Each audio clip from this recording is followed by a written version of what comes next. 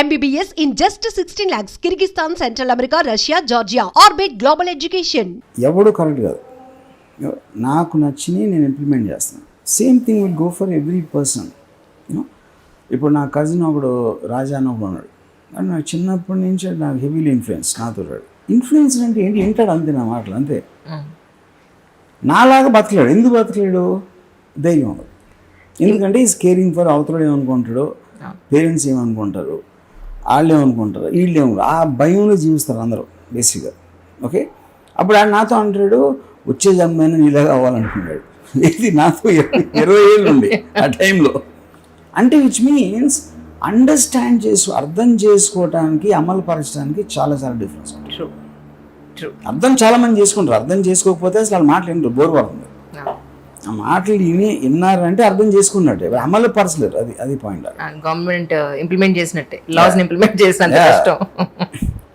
ఇప్పుడు మియా మాల్కోవాకి సంబంధించి సపోజ్ ఆ క్లైమాక్స్ అనే మూవీలో కానీ అంతకుముందు మీరు తీసిన సినిమాలో కానీ ఒక ఇండియన్ విమెన్ని కనుక మీరు పెట్టుకుని ఉంటే అంత మన ఇక్కడ ఇండియన్స్ అంత ఎప్రిషియేట్ చేసే అవకాశం ఉందా? ఆ విమెన్కి లైఫ్ ఉంటుందా? యాక్చువల్లీ ఉమెన్ లైఫ్ ఉంటుంది అంటే నాకు అర్థం కాదు. అంటే ఇప్పుడు ఫర్ ఎగ్జాంపుల్ మన తెలుగు సినిమా ఇండస్ట్రీలో కానీ ఏ ఇండస్ట్రీలో మన సినిమా ప్రపంచంలో ఒక వ్యాంప్ క్యారెక్టర్స్ వేసే వాళ్ళకి ఒరిజినల్గా వాళ్ళు ఎంతో మంచి వాళ్ళే ఉండొచ్చు, వాళ్ళు ఎంతో భక్తి ప్రపత్తులతో ఉండొచ్చు, బట్ వాళ్ళకి మ్యారేజ్ కావడం కష్టమే. నెంబర్ 1, వాళ్ళకి మంచి లైఫ్ లీడ్ చేయడం కూడా కష్టమే. అలాంటి క్యారెక్టర్ ఒక సినిమాలో చేస్తే కంటిన్యూస్గా అవే క్యారెక్టర్స్ వచ్చే ప్రపంచం యాక్చువల్లీ చెప్పాలంటే. ఒక మంచి లైఫ్ ఒక లీడ్ చేయాలంటే కొంచెం కష్టం. బట్ ఈ అమ్మాయిని ఒక మంచి పద్ధతిలో చూసే అవకాశం. ఫస్ట్ పాయింట్, మంచి లైఫ్ అంటే ఎవరికి ఉంది మంచి లైఫ్? హౌస్ వైఫ్స్కి మంచి లైఫ్ ఉన్నట. హౌస్ వైఫ్ అన్ని ఎవరికి అనుభవించకుండా పెళ్లి చేసుకుని పిల్లల్ని కానీ ఒంటింట్లో కూర్చుని బ్రేక్ఫాస్ట్ లంచ్ డిన్నర్ చేసే వాళ్ళకి మంచి లైఫ్ ఉన్నట. I don't think so. వాళ్ళకి లేదుగా కదా పాయింట్. అది that is what I'm saying. ఇందాక ప్రోగ్రామింగ్ చెప్పింది అది. నేను ప్రతి మనిషి వాళ్ళకున్న యాసెట్స్, వాళ్ళకున్న స్ట్రెంగ్త్స్, వాళ్ళకున్న కెపాసిటీస్, వాళ్ళకున్న పొటెన్షియల్ని యూజ్ చేసుకుని దాని మీద వాళ్ళు రిస్క్ తీసుకుంటారు. ఇప్పుడు నేను ఇంజనీర్ని, నాకు డైరెక్టోరియల్ నాలెడ్జ్ ఉంది, నాకు సినిమా ఎలా తీయాలో తెలుసు అని ఒక దానితో నేను ఇంజనీరింగ్ నుంచి బయటకు వచ్చేసి సినిమాలు చేయడానికి రిస్క్ తీసుకున్నాను. నాలాగా 100 తీసుకుంటారు. అందులో కొంతమంది సక్సెస్ అవుతారు, కొంతమంది అవ్వరు. Same thing goes for everybody. Any human being eventually వాడు తీసుకున్న డెసిషన్కు కాన్సిక్వెన్సెస్ వాడు భరించాల్సి వస్తుంది. అలాగే ఇప్పుడు 2 పాయింట్స్ ఇక్కడ. మియా మాల్కోవా నేను ఎందుకు తీసుకున్నా, మియా మాల్కోవా తను ఎందుకు చేస్తుంది అనేది రెండు మేము విభజించి మాట్లాడితే, మియా మాల్కోవా తను 18th ఇయర్ బర్త్డేకి తన మదర్ దగ్గరికి వెళ్ళి I want to be a dancer అని తను చెప్పింది. రైట్. సో అంటే మదర్కి చాలా కోపం వస్తుంది. నేను చెప్తున్నా, అడగట్లా పర్మిషన్. ఎందుకంటే I believe this is what I like. Okay, అప్పుడు ఏమవుతుంది, తనకి ఉన్న యవ్వనం లెట్స్ 15 ఏళ్ళు ఉంటుంది అనుకో. 15 ఏళ్ళు తన అందరం పోయికి ఏం చేస్తారు? అందరం పోయి ఎవరు మాత్రం ఏం చేస్తారు? మీకున్న అందరి ఎబిలిటీ లిమిటెడే కదా. మీరు ఏదో ఒక పర్టికులర్ టైంలో మీ ఉద్యోగం బాగవచ్చు, మీరు బిజినెస్లో నష్టం రావచ్చు, లేకపోతే X అవ్వచ్చు, Y అవ్వచ్చు, Z అవ్వచ్చు. ఆ ప్రాబ్లం అందరికీ కామన్ ఉంటుంది. కాకపోతే ఇప్పుడు నేను నాకున్న ఎడ్యుకేషన్ క్వాలిఫికేషన్కి, నాకున్న దానికి ఇది చేయడానికి దీంట్లో నాకు ఎక్కువ హ్యాపీనెస్ వస్తుందా, ఎక్కువ డబ్బు వస్తుందా, ఎక్కువ నేమ్ వస్తుందా అని ఇలాంటి క్యాలిక్యులేషన్తో పర్సన్స్ డెసిషన్ తీసుకుంటారు. ఓకే, సో దాంట్లో నేనేంటి, మియా మాల్కో నాకు పాన్ స్టార్స్ అంటే నాకు విపరీతమైన గౌరవం. దానికి కారణం ఏంటంటే ప్రాస్టిట్యూట్కి పాన్ స్టార్కి ఉన్న డిఫరెన్స్ ఏంటి? ప్రాస్టిట్యూట్ అనేది ఒక చీకట్లో ఎవరికి తెలియకుండా ఎవరికి తెలియదు. కెమెరా ముందు చేయటం అనేది ఒక మారల్ ఫ్యాబ్రిక్ ఆఫ్ సొసైటీని దాన్ని టేర్ చేసి చూడటం. అండ్ మీకు ఎక్స్ట్రాడినరీ స్ట్రెంగ్త్ ఆఫ్ మైండ్ ఉండదు దాన్ని అది చేయటానికి. So I recognise that in that. ఇంకోటి వాళ్ళు ఏం చేస్తున్నారు, అది బయటికి జనాలు ఒప్పుకోకుండా కన్జర్వేటివ్ పబ్లిక్. ఇప్పుడు సన్నీ లియోన్ కేరళలో కచిన్కి వెళ్తే 3 లక్షల మంది వచ్చి చూడటానికి వచ్చారంటే అది నాకు తెలిసి మమ్ముటి, మోహన్ లాల్ అందరూ కలిసి చీఫ్ మినిస్టర్తో పాటు ఉన్న 30,000 మంది రారు. అంటే వాళ్ళందరికీ ఆనందం వచ్చింది అమ్మాయి మూలం. అదే point. You can take about కేవలం మన మారల్ ఆస్పెక్ట్లో చూసి మీరు లుక్ డౌన్ చేస్తున్నారు, కానీ అబ్సల్యూట్గా ఎట్టి పరిస్థితుల్లో హ్యాపీనెస్ ఇచ్చేది ప్రపంచంలో పాన్ స్టార్స్ ఒకరే. గవర్నమెంట్ కూడా ఇవ్వలేదు.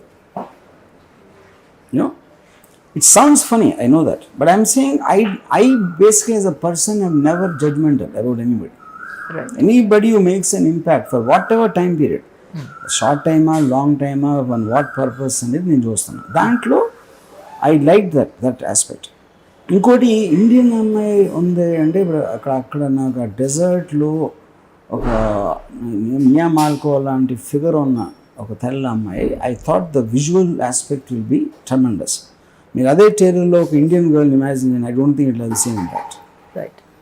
Just match the colours more than anything else.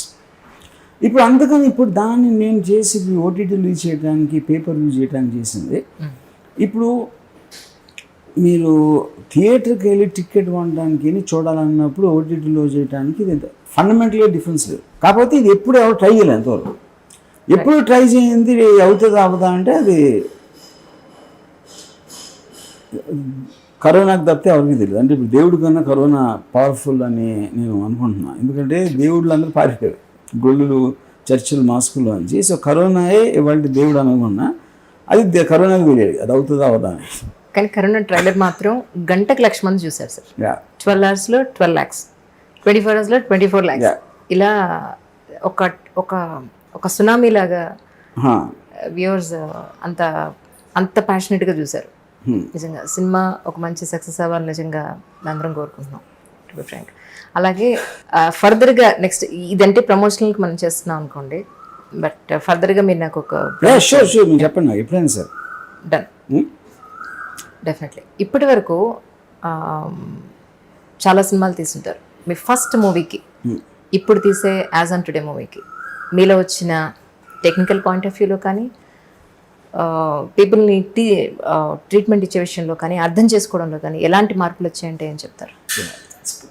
Difficult. ఎందుకంటే ఇప్పుడు ఏ మనిషి అయినా మెంటల్ స్టేటు ఆ ప్రజెంట్ స్టేట్లో ఉంటుంది. ఇప్పుడు శివ తీసినప్పుడు నా మైండ్ స్టేట్ అంటే అది వేరే వాళ్ళు ఎవరు తీస్తారు, నేను కాదు. ఎందుకంటే మీరు నేను బెటర్ అయినా వర్స్ అయినా అనేది బయట నుంచి నా ఫెయిల్యూర్స్ మళ్ళా చేస్తారు. నా మటుగా నాకు పర్సనల్గా జడ్జ్ చేయాలంటే ఆబ్వియస్లీ నాకున్న ఎక్స్పీరియన్సెస్ తోటి నా నాలెడ్జ్ పెరుగుతుంది, నా అండర్స్టాండింగ్ పెరుగుతుంది, నా టెక్నాలజీ పెరుగుతుంది. ఆ టెక్నాలజీ పెరిగిన తర్వాత ఇప్పుడు ఫ్లాప్ ఎందుకు చేస్తున్నాడు అని అడిగితే అప్పుడు దానికి 100 సార్లు ఆన్సర్ ఇచ్చాను, కానీ అది ఎవరు వినరు. But I understand, but eventually people will listen to what they want to listen.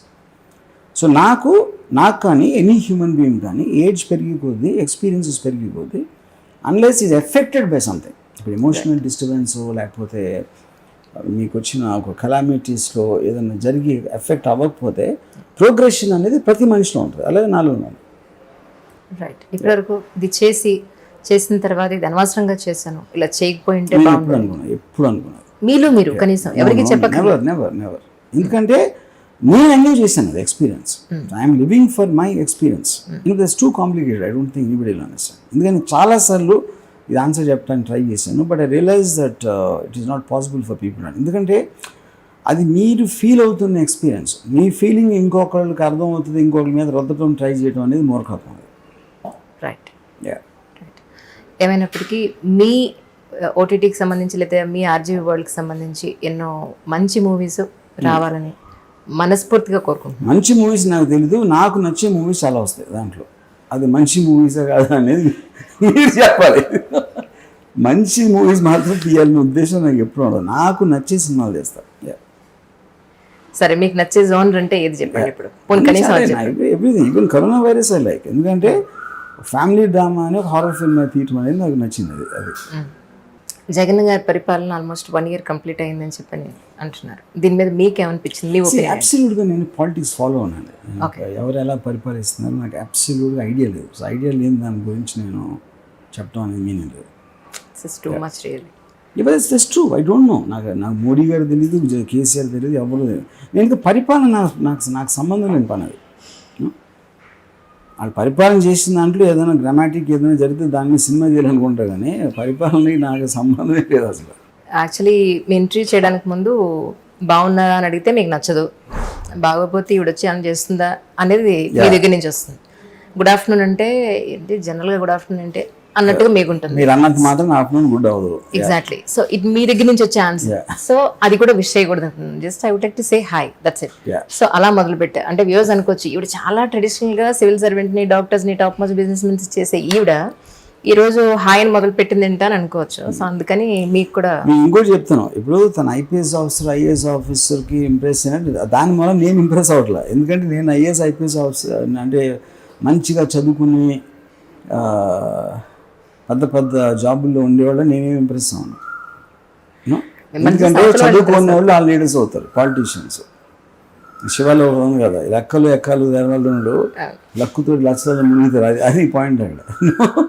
So I'm not impress with people were top rankers. ఎందుకంటే నేను బ్యాక్ బెంచ్ స్టూడెంట్ని. నేను మొత్తం నా లైఫ్లో చాలా పైకి వెళ్ళిన అందరూ బ్యాక్ బెంచ్ వాళ్ళు వెళ్తారు, కానీ ఫ్రంట్ బెంచ్ వాళ్ళు ఎవరు వెళ్ళరు. ఫ్రంట్ బెంచ్ వాళ్ళు బ్యాక్ బెంచ్ వాళ్ళు దగ్గర పని చేస్తారు. That's actual truth of life. So back bench వాళ్ళు ఎవరు బాధపడక్కర్లేదు. సో మీరు చెప్పిన దాన్ని బట్టి బ్యాక్ బెంచ్ వాళ్ళే పైకి వస్తారు. అదే అంటున్నాను. సో వాళ్ళు బాధపడకుండా నా సలహా అంటే అందరు యూత్కి అసలు ఎవరు చదువుకోకూడదు. చదువుకోవడం అంత టైం వేస్ట్ పని ఉండదు, especially in today's time. So దీనితో ముగుద్దాం. Done sir.